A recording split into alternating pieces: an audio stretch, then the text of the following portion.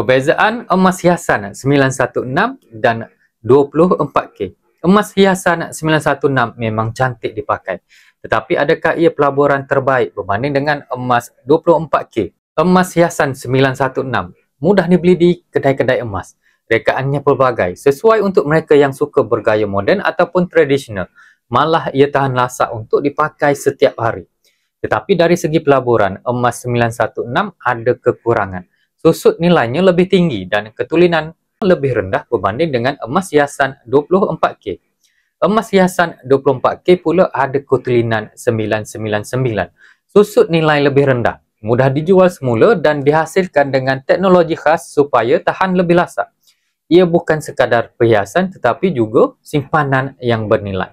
Jika mahu bergaya setiap hari, pilih emas 916.